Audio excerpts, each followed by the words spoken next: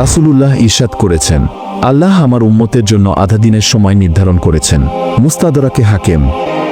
সাহাবাগণ তখন জিজ্ঞাসা করলেন, ইয়া রাসূলুল্লাহ, এই আধা দিন বলতে কতটা সময় বোঝানো হয়েছে? রাসূলুল্লাহ সাল্লাল্লাহু আলাইহি ওয়াসাল্লাম উত্তরে বললেন, আধা দিন অর্থাৎ 500 বছর। ইসলামিক গবেষকগণ এই হাদিস থেকে বিশ্লেষণ করে বলেন, আগের উম্মতদের জন্য সময় ছিল 1000 বছর, আর আমাদের উম্মতের জন্য আধা দিন মানে 500 বছর অতিরিক্ত। তাহলে হিসেব অনুযায়ী আমাদের উম্মতের জন্য মোট সময় 1500 বছর। প্রিয় ভাই ও বোনেরা, আমরা এখন কোন সময়ে আছি জানেন? আজ আমরা ইতোমধ্যেই প্রায় 1450 বছর অতিক্রম করে ফেলেছি। এখন আমাদের হাতে আছে মাত্র 50 বছর।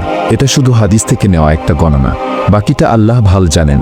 কিন্তু যদি এটা সত্যি হয়, তাহলে আমাদের সময় খুবই অল্প। এই সময় আমাদের করণীয় কি? আমাদের উচিত এখনই ফিরে আসা, কারণ সময় শেষ হয়ে আসছে। ফিরতে হবে আল্লাহর পথে যত দ্রুত সম্ভব। আর যখন শেষ ঘন্টা বেজে উঠবে, তখন আর ফেরার সুযোগ থাকবে না। আজই প্রতিজ্ঞা করি, ফিরে আসব ইসলামের পথে, কারণ সময় আর বেশি নেই।